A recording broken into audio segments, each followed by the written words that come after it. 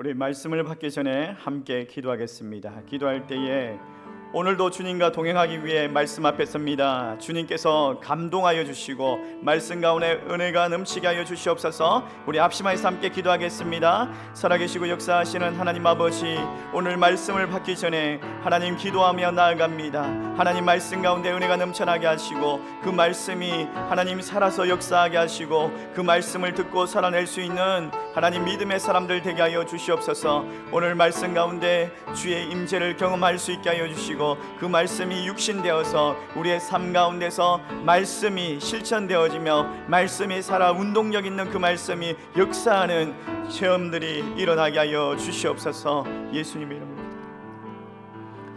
살아계시고 역사하시는 하나님, 오늘도 말씀 가운데 역사하여 주시옵소서. 그 말씀이 우리의 삶 가운데 경험되어지기를 원합니다. 은혜의 하나님, 우리를 만나 주시고 우리 가운데 거하시는 주님을 우리가 보게 하여 주시옵소서. 예수님의 이름으로 기도드리옵나이다. 아멘. 할렐루야. 오늘도 예배 가운데 하나님께서 찾으시는 그 한 사람, 참 예배자가 되시기를 주의 이름으로 소망합니다. 얼마 전에 원로 목사님과 함께 춘천을 다녀왔었습니다. 가는 길에 보니까 가평을 지나가게 되었는데 그 가평에 에덴 동산이라는 곳이 있더라고요. 유스 호스텔도 있고 또 스포츠 센터도 있고 그런 것을 보았습니다. 근데 알고 보니까 거기가 기독교 에덴 성회라고 하는 이단이었습니다. 교주가 이영수라는 사람인데 천무교 전도관에서 박태선 밑에 있다가 나온 사람이었어요. 그리고 또 가는 길에 이제 돌아오는 길에 산 위에 있는 하얀 건물을 보았어요. 깜짝 놀랐습니다. 텔레비전에서만 보던 백악관인 줄 알았어요. 그래서 인터넷으로 검색해보니까 백악관은 아니고 이 백악관처럼 생긴 곳이 통일교 궁전이었어요.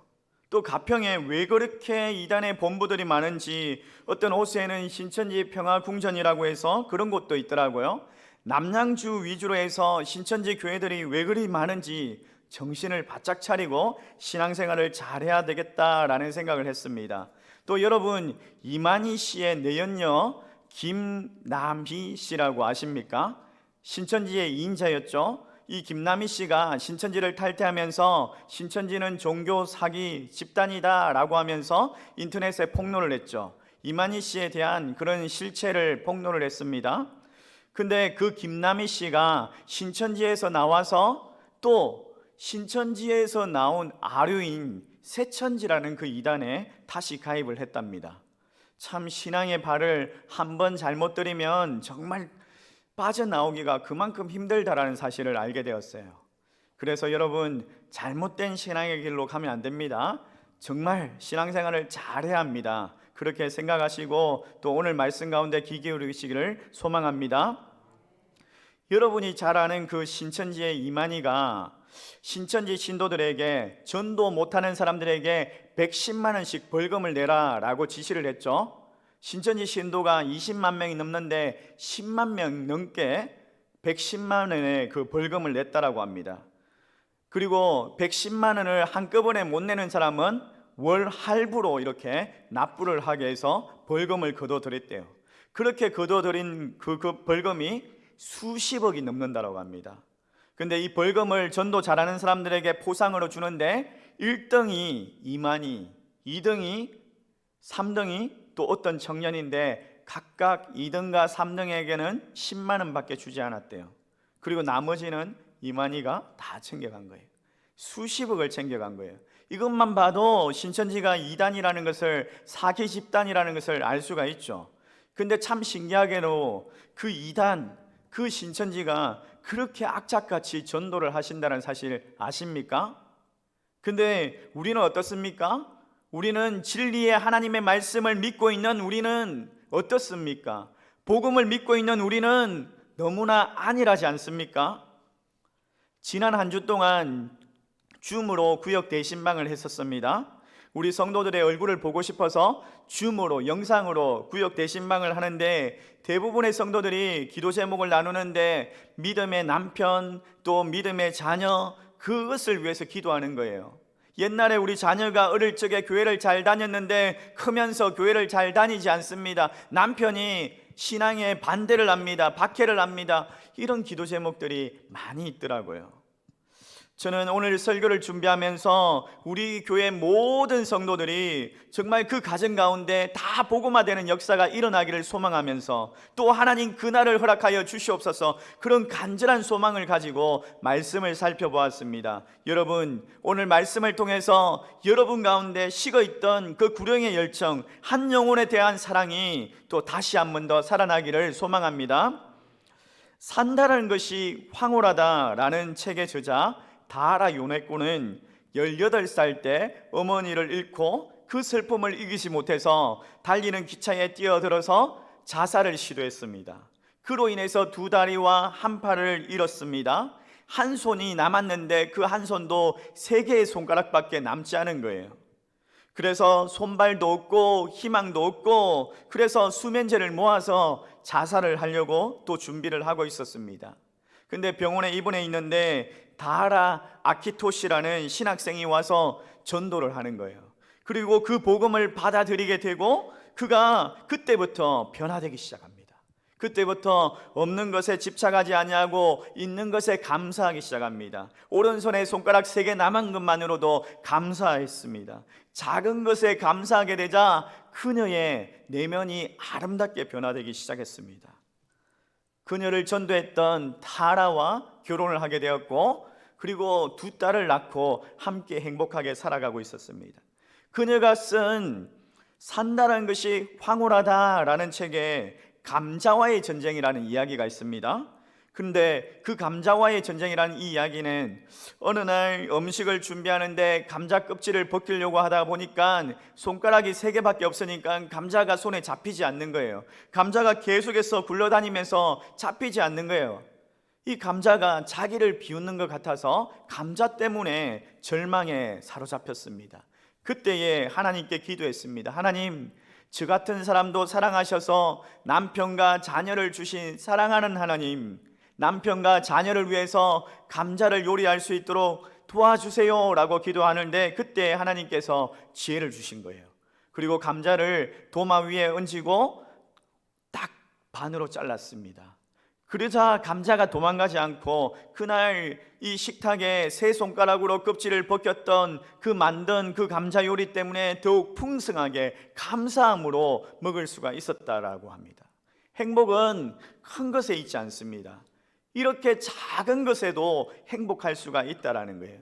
그녀의 조건이 바뀐 것이 아닙니다. 손발이 다시 이렇게 붙은 것이 아니에요. 여전히 손발이 없습니다. 오히려 3손가락 때문에 감자도 못 잡아가지고 그렇게 신체적으로 연약한데도 불구하고 그녀는 삶이 산다라는 것이 황홀하다라고 말할 수 있을 정도로 감사했다는 거예요. 그렇게 감사할 수 있는 이유가 무엇입니까? 살아계신 예수 그리스도, 그분이 그 안에 있기 때문이죠. 운명의 침상에 매여있던 그녀의 인생이 하나님께서 침상을 들고 가는 인생으로 바꾸어 주신 것입니다.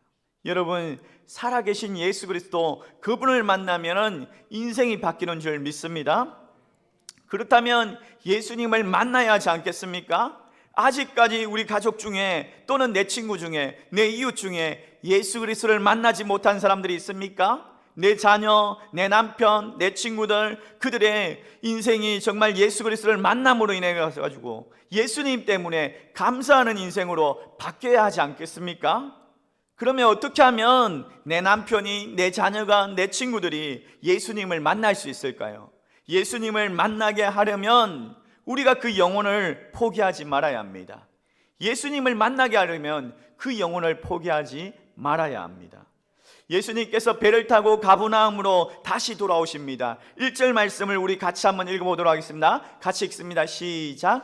수일 후에 예수께서 다시 가버나움에 들어가시니 집에 계시다는 소문이 들린지라. 가버나움으로 돌아오셔서 한 집에 들어가십니다. 근데 그 소문이 퍼지기 시작하죠. 예수님께서 가버나움으로 다시 돌아오셨다라는 소문이 퍼지면서 사람들이 그 집으로 몰려들기 시작합니다. 사람들이 예수님의 말씀을 듣고 싶어서, 또 어떤 사람들은 아픈 몸을 치료받기 위해서 그 집으로 몰려들었습니다. 이때 얼마나 많은 사람들이 몰려들었는지 2절 말씀에 보니까 많은 사람들이 모여서 문 앞까지도 들어설 자리가 없게 되었다라고 말하고 있어요. 문 앞에도 들어설 자리가 없을 정도로 그렇게 많은 사람들이 모여든 거예요. 그런 집에 네 사람이 움직이지도 못하는 중풍병자의 침상을 들고 예수님을 만나고자 나왔습니다. 그러나 사람들이 너무나 많아서 예수님께 접근할 수가 없는 거예요. 격교히 앉아 있는데 그 많은 사람들에게 비켜주세요, 침상이 들어갑니다, 여기에 중풍병자가 있습니다, 예수님을 만나야지 고침을 받을 수 있습니다, 이렇게 외쳤을 겁니다. 그래도 아무리 외쳐도 아무도 비켜주지 않는 거예요. 그 집에 그들과 비슷한 처지의 사람들이 모여 있었기 때문에 비켜주지 않는 거예요. 침상을 들고 온 네 사람 어떻게 해야 합니까? 포기해야 합니까? 그 사람들이 어떻게 하죠? 4절 말씀을 우리 같이 한번 읽어보겠습니다. 같이 읽습니다. 시작. 무리들 때문에 예수께 데려갈 수 없으므로 그 계신 곳에 지붕을 뜯어 구멍을 내고 중풍병자가 누운 상을 달아내리니, 그들은 예수님이 계신 그 집의 지붕을 뜯기로 결정합니다. 그리고 그 이스라엘 지붕은 어떠냐면 뜯기가 참 쉽죠. 근데 그 지붕을 뜯는 것은 너무나 무리한 생각 아닙니까? 누구의 집인지도 잘 몰라요. 안다고 해도 주인이 허락해 주시겠습니까? 아니, 주인의 허락을 못 받았을 것 같습니다. 그런데 지붕을 뜯겠다라고 생각을 합니다. 주인에게 지붕을 뜯겠다라고 하면 주인이 얼마나 황당하겠어요. 그리고 거기 앉아있는 사람들이 뭐라고 말하겠어요?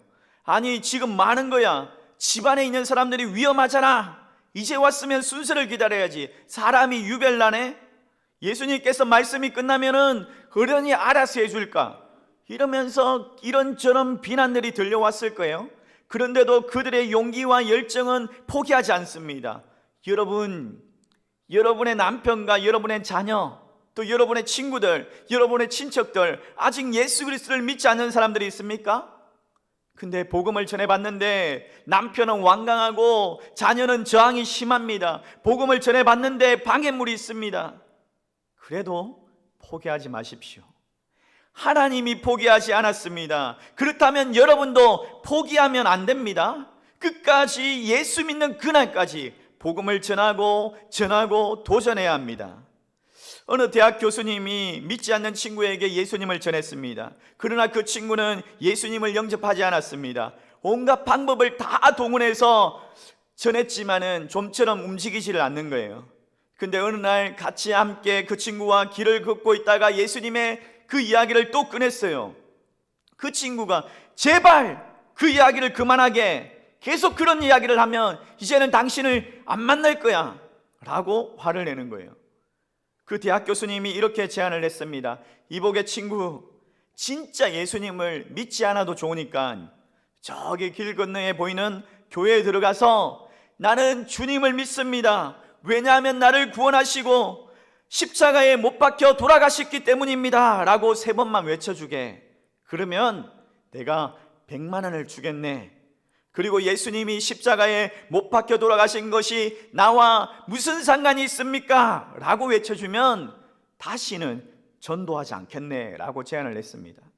그 친구는 참 재미있는 제안이다 라고 생각하면서 또 100만 원을 받을 생각에 그 교회에 들어갔습니다. 그리고 3번을 외치기로 수락을 했습니다.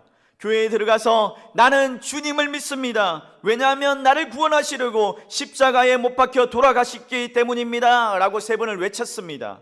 그리고 예수님이 십자가에 못 박힌 것이 나와 무슨 상관이 있습니까? 라고 외치는데 그 친구의 눈에서 눈물이 떨어지기 시작한 거예요. 엉엉 울기 시작했습니다. 그리고 예수님을 그 자리에서 구주로 영접했습니다. 복음이 어떤 방법으로 전해질지 모릅니다. 언제 예수님을 믿을지 모릅니다. 우리는 알 수 없습니다. 그렇기 때문에 전하는 것을 포기하면 안 됩니다. 포기하는 순간 복음은 단절되는 거예요. 우리가 포기하지 아니하고 작정하고 또 기도하고 복음을 전하면은 주님께서 그를 만나 주실 줄 믿습니다. 어떤 장로님은 예수님을 어떻게 만났는지, 예수님을 어떻게 믿게 되었는지를 간증하시는데 하루는 금요일 저녁에 또 회사에서 회식을 마치고 밤늦게 집에 돌아왔습니다. 근데 그의 아내가 교회 간다고 식탁에 밥상을 차려놓고 갔는데 다 식어 있는 거예요. 국도 식어 있고 밥도 식어 있고 화가 났어요. 그래서 홧김에 술김에 교회로 달려갔습니다. 오늘 끝장을 내야 되겠다. 오늘 박살을 내야 되겠다. 다음부터 교회를 못 가게 정말 창피를 줘야 되겠다. 이런 생각으로 달려갔는데 금요철화를 하고 있는 거예요. 그래서 좀 기다리고 있는데 금요철화 딱 마치고 나니까 불이 꺼지고 기도한다고 사람들이 막 소리를 내면서 기도를 하고 있습니다.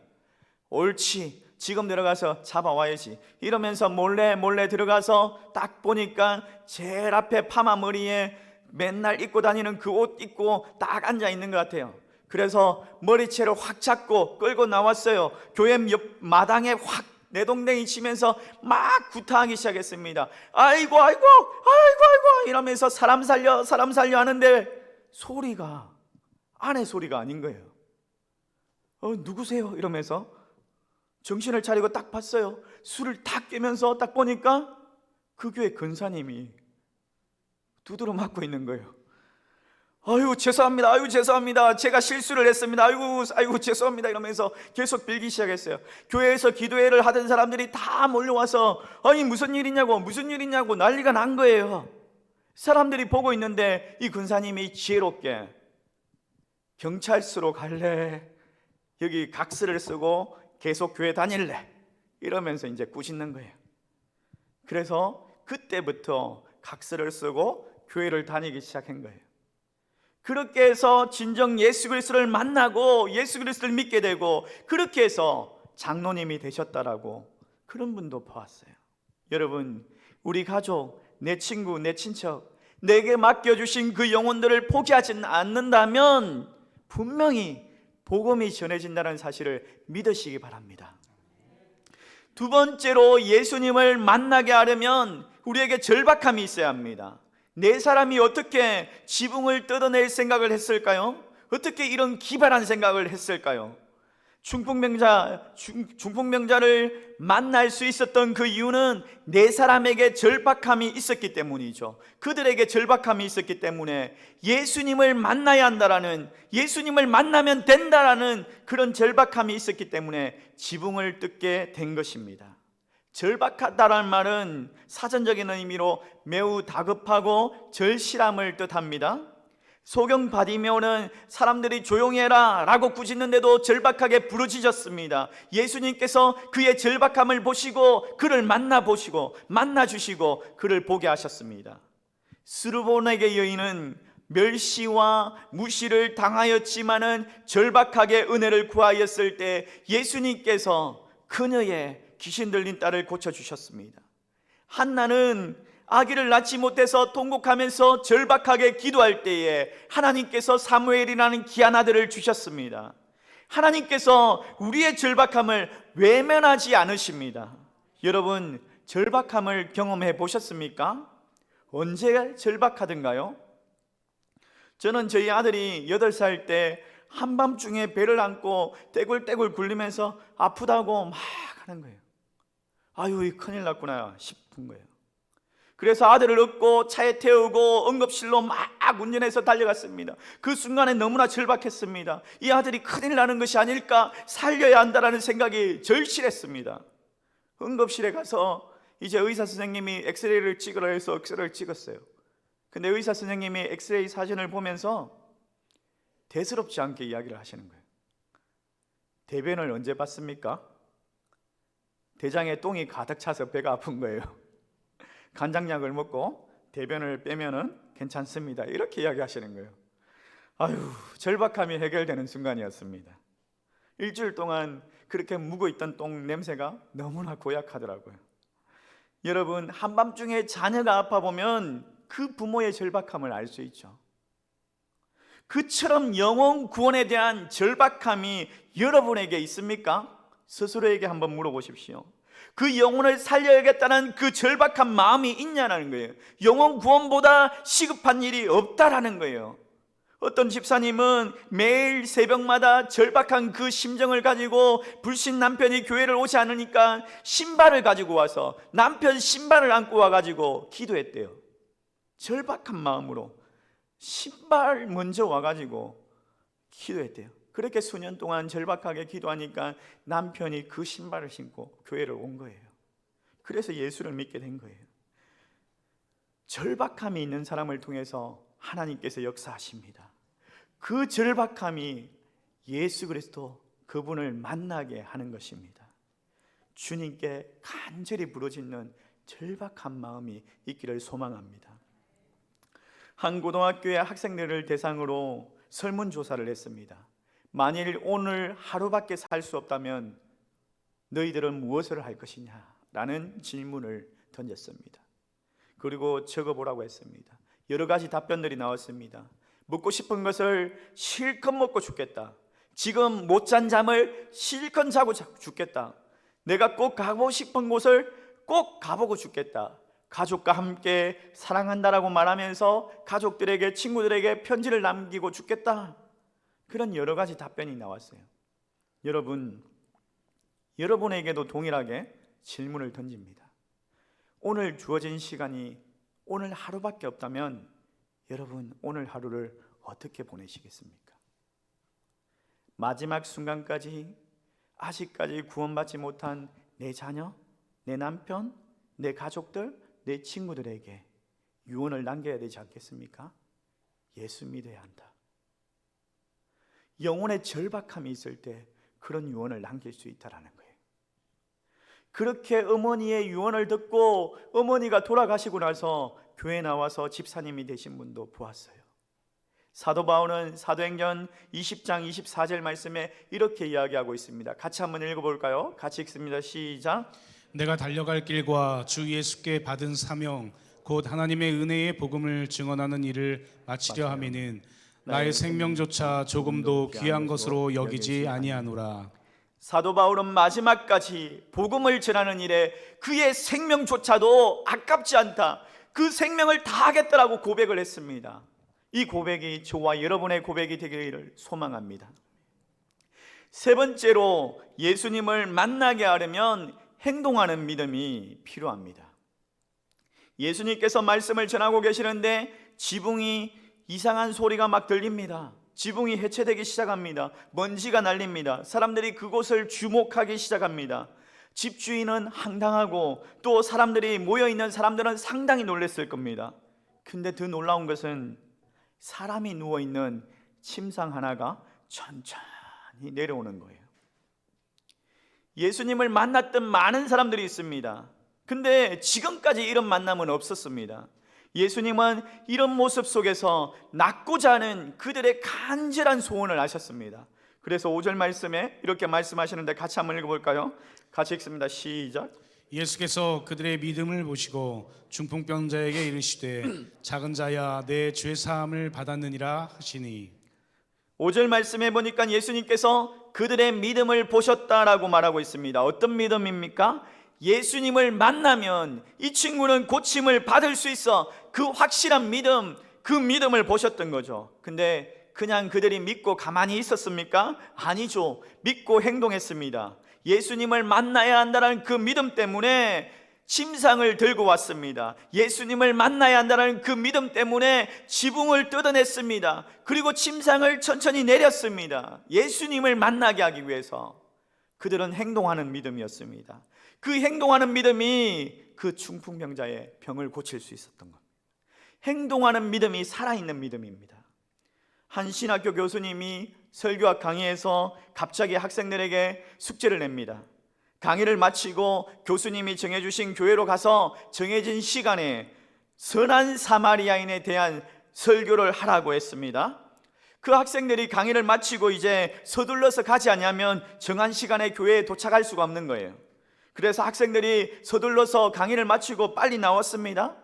빨리 나오는데 보니까 강의실 앞에 도움이 꼭 필요해 보이는 그런 불쌍한 사람이 한 사람 서 있는 거예요. 근데 학생들이 너무나 바쁘니까 서둘러 가다 보니까 멈춰서지지 않고 도와주지도 않고 그냥 지나쳐 가버리는 거예요. 그리고 학생들이 정해진 시간에 정해진 교회에 가서 사마리아인, 선한 사마리아인에 대한 설교를 다 마치고 다시 강의실로 돌아왔습니다. 교수님께서 말씀하셨습니다. 여러분은 선한 사마리아인에 관한 설교를 하기 위해서 서둘러 가시면서 도움이 필요한 그 한 사람을 그냥 지나쳐 갔습니다. 여러분은 하나님의 말씀을 알고 있지만은 행동하지 않는 사람들입니다. 여러분들은 어떻게 하시겠습니까? 오늘 말씀을 듣고 나가시면서 해피플러스 이제 작정서가 있는데 그냥 지나쳐 가시겠습니까? 어떻게 하시겠습니까?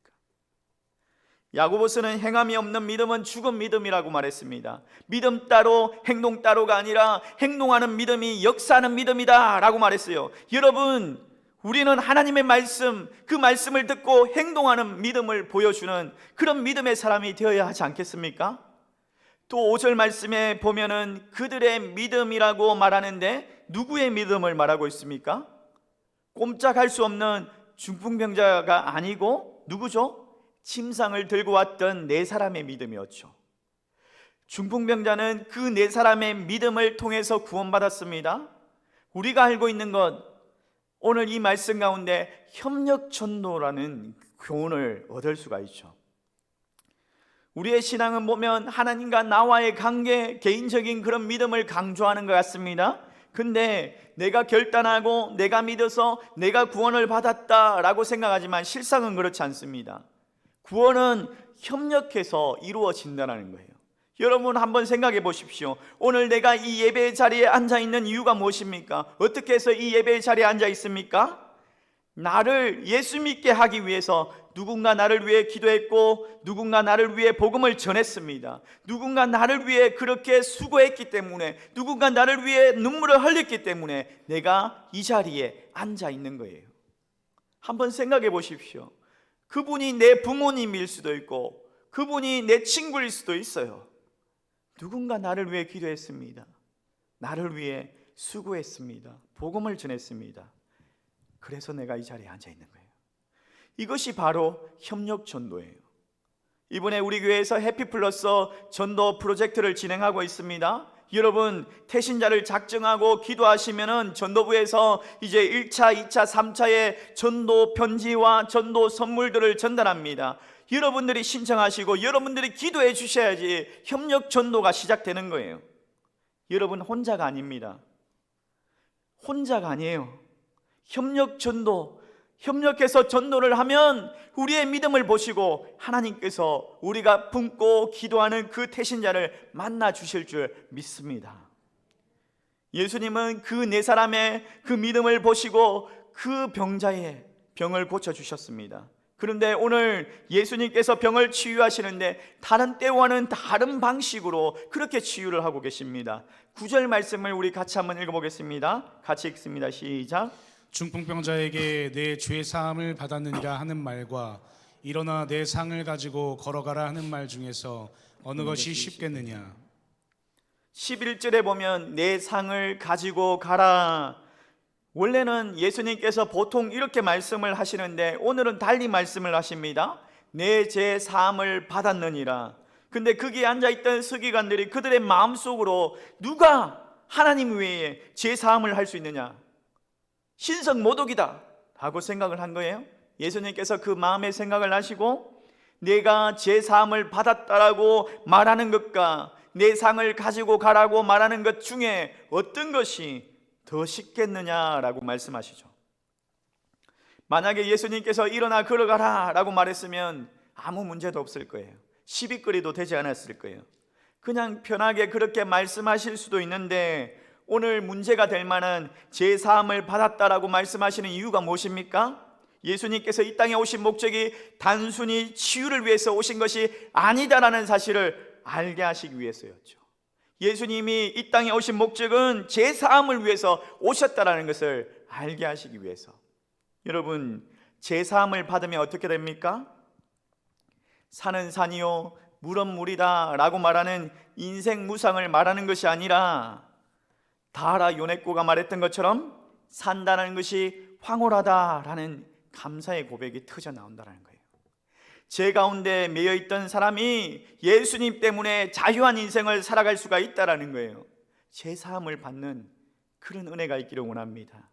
10절 말씀에 보니까 예수님께서 죄 사함을 받았다라고 말씀하시는 이유를 분명히 밝히고 있는데 우리 같이 다시 한번 더 읽어보겠습니다. 시작.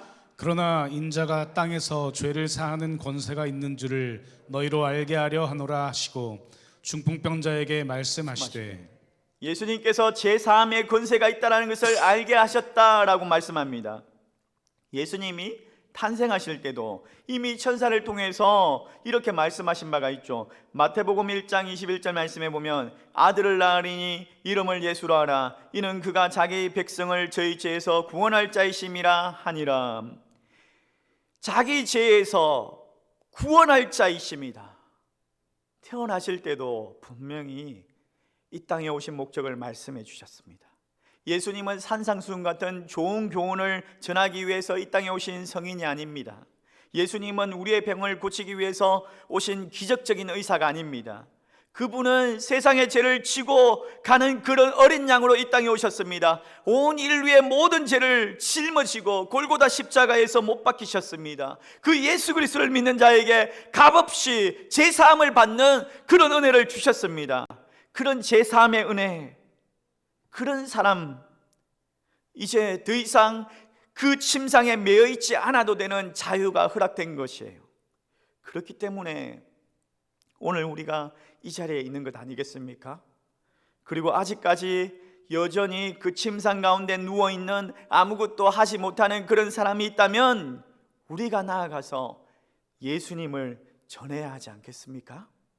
사랑하는 성도 여러분, 내 남편, 내 자녀, 내 친척, 내 친구들, 아직까지 예수 그리스도를 믿지 않는 사람들이 있습니까? 그들도 예수님을 만나야 합니다. 그들이 예수님을 만나게 하려면 우리가 그 영혼들을 포기하지 않냐고 우리가 절박함을 가지고 행동하는 믿음으로 복음을 전하면 됩니다. 여러분, 나는 복음을 전할 만큼 전해봤어 해도 안 되는데 어떡해?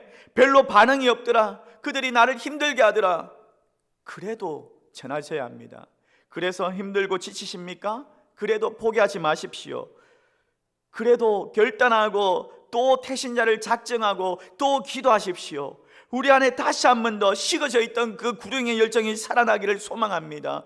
그래서 우리의 가정이 다시 한 번 더 회복되며 내 남편이, 내 자녀가, 내 친구들이 주님께로 나오는 그날까지 복음을 전할 수 있는 그런 열정의 사람, 그런 전도의 사람이 될 수 있기를 주의 이름으로 소망합니다. 우리가 말씀을 생각하면서 함께 찬양하기를 원합니다. 복음이 전해지는 그날까지 사망의 그늘에 앉아있는 그들에게 복음을 전하겠습니다. 그런 소망함을 가지고 우리 찬양합시다. 함께.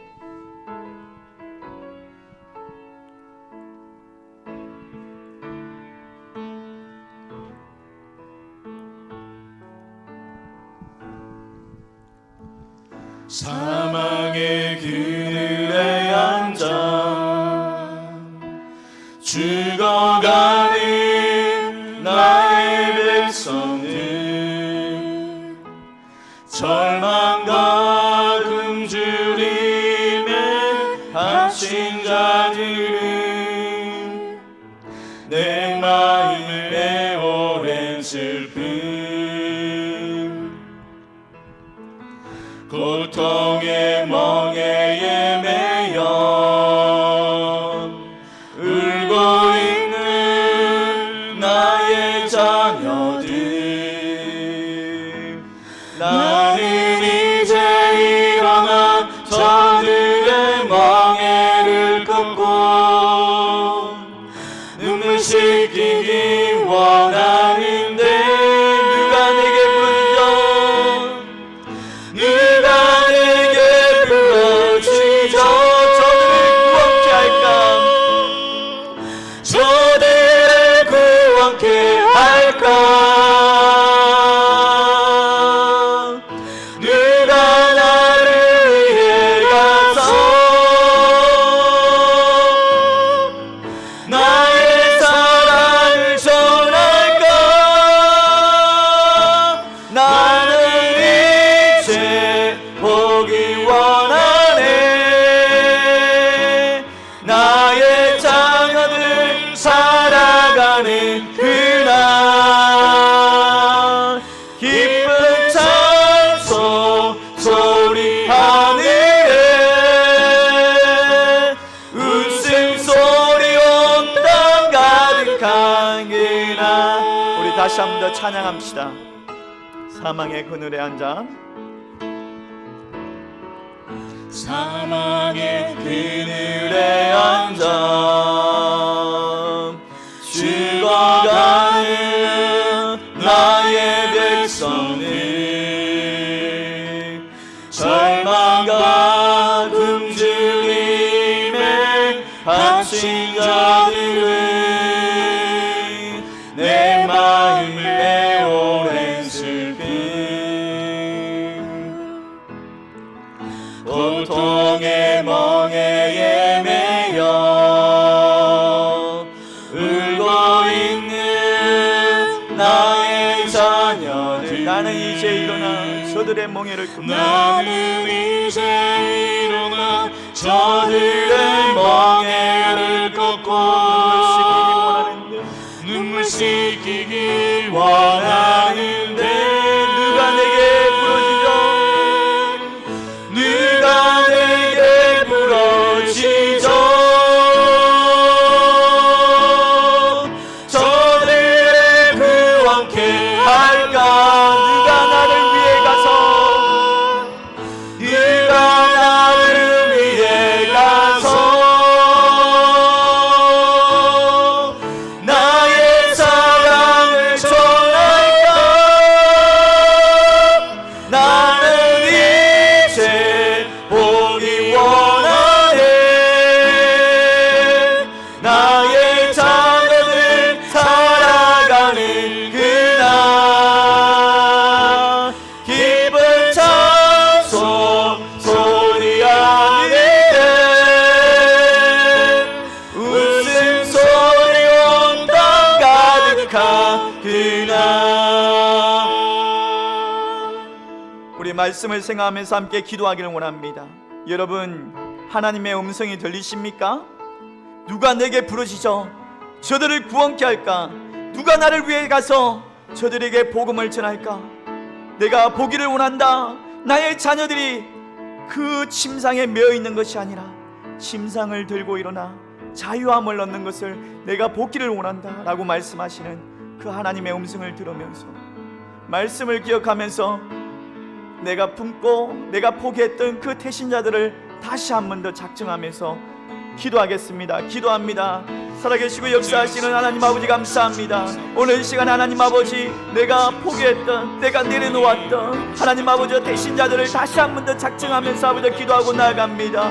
하나님 그 영혼들을 아버지 불쌍히 여겨주시고 그 영혼들을 불쌍히 여길 수 있는 마음을 허락하여 주시고 절박한 마음을 가지고 하나님 그들을 다시 한 번 더 안고 행동하는 믿음으로 복음을 전하고 복음이 전해지는 그날까지 예수 그리스도를 믿는 그날까지 복음의 사명을 감당하는 복음의 사명자들이 되기를 원합니다. 하나님 아버지 작정하기를 원합니다. 기도하기를 원합니다. 그들에게 복음을 전하기를 원합니다. 포기하지 않게 하여 주시옵소서. 포기하고 싶은 마음이 들지라도 하나님 포기하지 아니할 수 있도록 우리의 마음을 일으켜주시고 우리의 마음을 세워주시고 그 영혼들을 아버지 바라볼 수 있는 하나님의 심정 하나님의 마음을 허락하여 주시옵소서. 하나님의 눈동자로 아버지 그들을 작정하게 하시고 그 영혼들을 아버지 증거내게 하여 주시고 그 영혼들에게 복음을 전할 수 있도록 은혜를 허락하여 주시옵소서. 아버지 하나님 감사합니다.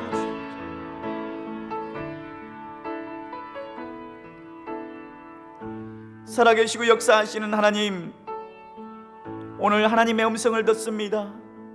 누가 나를 위해 갈고 누가 나를 위해 가서 그들에게 복음을 전할 것이냐 라고 말씀하시는 하나님의 음성. 하나님, 포기했던 그 태신자들, 포기했던 그 영혼들을 다시 작정하고 다시 그 영혼들을 품고 다시 기도하고 포기하지 않겠습니다. 그들을 위해 기도하겠습니다. 그 영혼들이 예수 그리스도를 믿는 그날까지 하나님 앞에 엎드리며 복음을 전하겠습니다. 하나님 용기를 주시옵소서. 담대함을 허락하여 주시옵소서. 절박함을 허락하여 주시옵소서. 행동하는 믿음을 허락하여 주시옵소서. 예수님의 이름으로 기도드리옵나이다. 아멘.